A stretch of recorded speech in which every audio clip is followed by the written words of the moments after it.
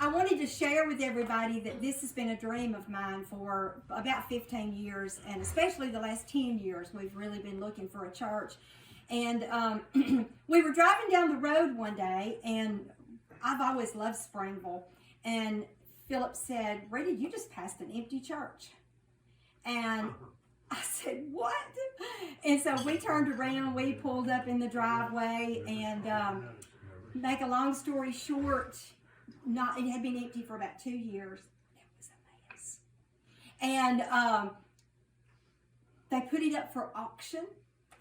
It was a bankruptcy thing, and they put it up for auction, and we were able to buy it. And I saw all this. Y'all, everything that you see here has been in our house in 3 storage facilities for a very long time, because I just knew the Lord had given me the assurance in my heart that one day I was going to have a church. And so I took him at his word, and I started collecting things. And I would go and buy things that I would never use in my house, but I knew one day when I got a church that I would be able to use them in the church. And that's how this came into be, is just me praying and us looking and the Lord blessing. And we had this yesterday and today, and I was telling, I will repeat this a little bit for you folks. I prayed, and I just said, Lord, whoever's supposed to show up tonight, I just pray that we can minister to them, and that for something that's going on in their life that they might need help with, or that they might have a burden for, that something that we sing would touch their heart, would touch and move their hearts. Because you know what, folks, it doesn't make any difference where we are, or what we have, how wealthy we are, or how poor we are.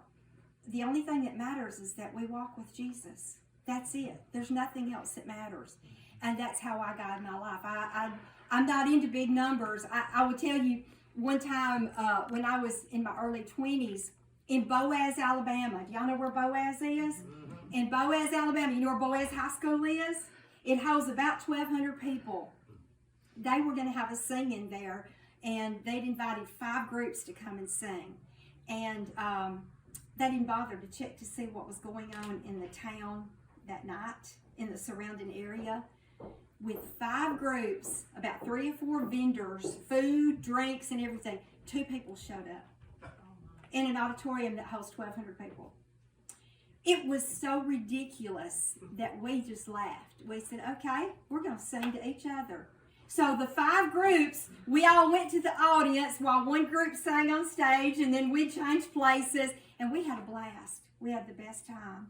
Because you know what? When you come to the place that you come out from under those expectations, when you come to the place that you can just say, God, whatever you have for me today, that's all I want.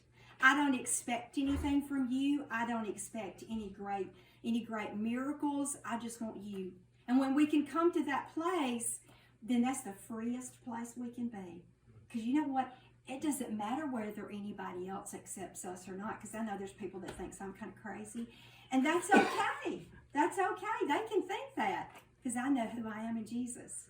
And when we know who we are in Jesus, it makes life sweeter. It makes life sweeter. We can just move right on with life.